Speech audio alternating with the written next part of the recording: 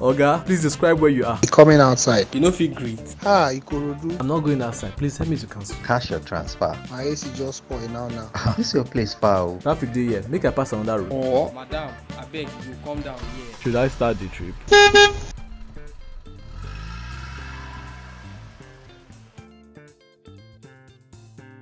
My name is Ayo.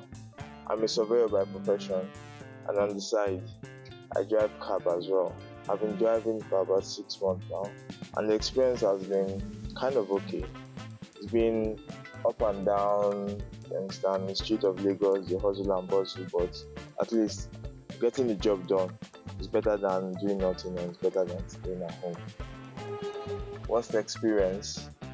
I guess that was on the island about something past 8 at night. So I got a ride request from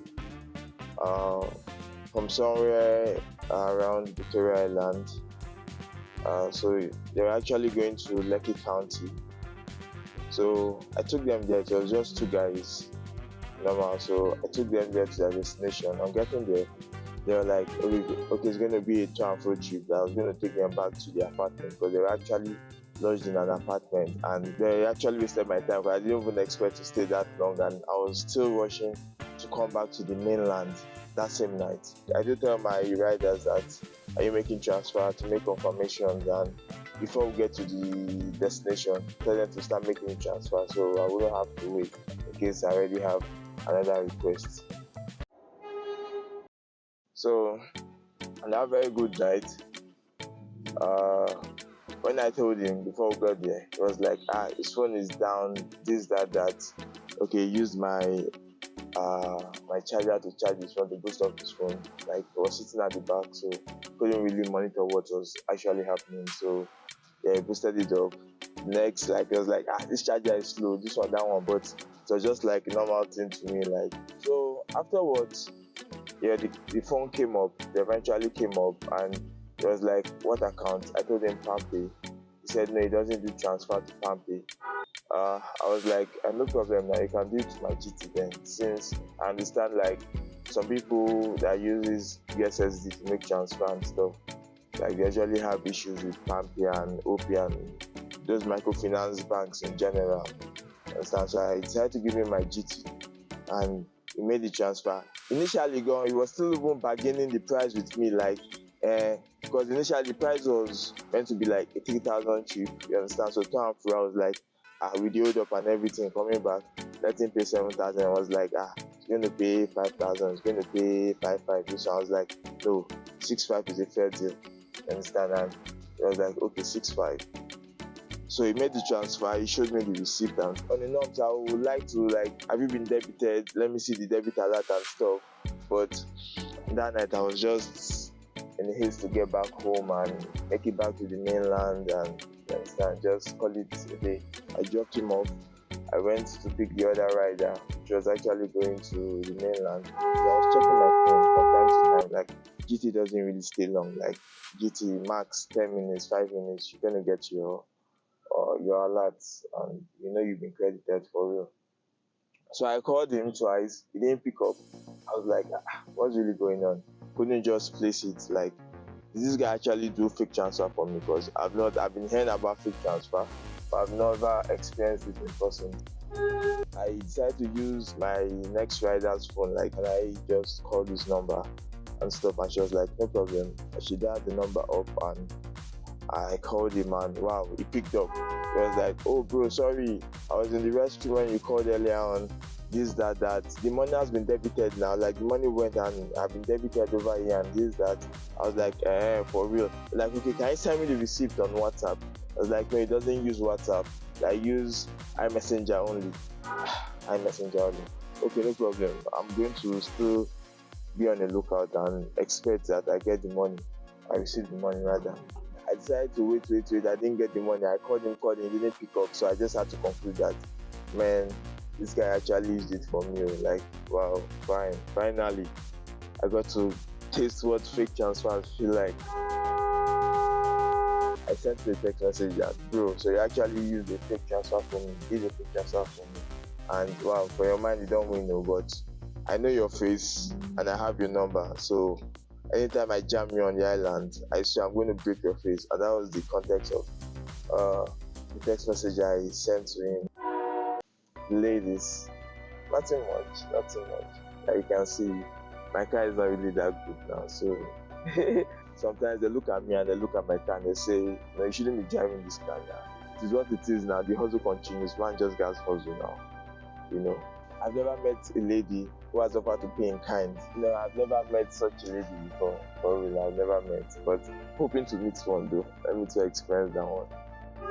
I consider driving fun to me, you understand? But since it's now all about the hustle and you understand, and with the traffic and the like, with the police on the road, LASTMA, road safety, well, I hardly have issues with them though. But you understand, it's inevitable on the street of Lagos. Once in a while, you just have to fall into that trap, and probably that will be you'll be the scapegoat for that day, and you just have to pay through your nose and stuff. A very good night after a long day, and the day was very productive.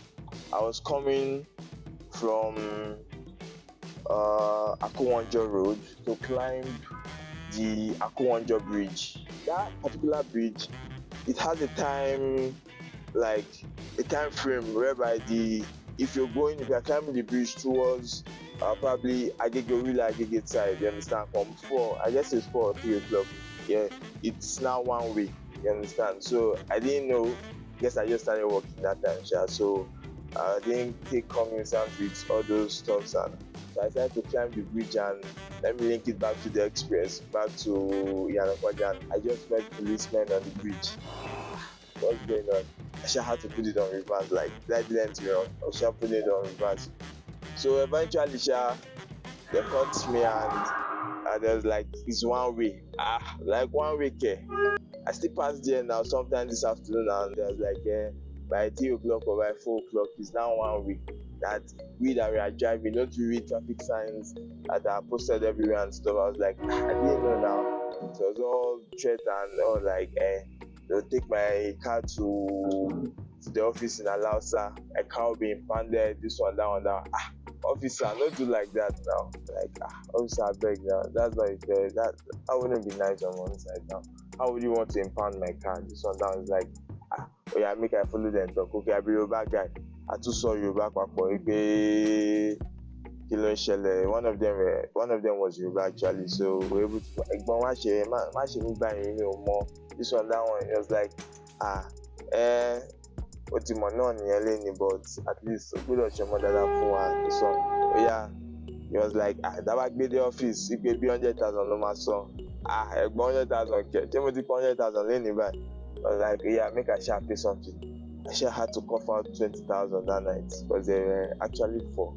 So I guess they had to share like 5,000 and stuff. So this one I choco, my guy. I don't feel like still it's all on the money. I just have to pay your way through everything in Lagos or in Nigeria in general. Places I don't like to go to, several places like I select my trips because I wouldn't want to start going to bad roads. So places like the Badagry axis, the Ojo axis, the Apapa axis, and because of those roads gone, the routes that leads to that place, most of the roads are under construction, and if you are not used to the roads actually, so you just start perambulating and start asking for a road, and the map will actually lead you to a particular route in which there will not be access to where you are going to. You just get there and you find out that voila, like roadblock. Best time to drive is actually in the afternoon because by then the traffic must have subsided, and it's cool to drive at night as well, but due to security reasons you just have to understand, be on the lookout and just have to stay safe because it's crazy at night. Anything can happen at night. Your car can fuck you up at night. There is no guarantee that you're going to see a helper because at night everybody will be rushing back home, and only if you see someone that wants to help you, probably wants to do you harm or stuff like that. So it's just crazy. So the best time to actually walk or to drive is in the afternoon. Yeah. Inside life.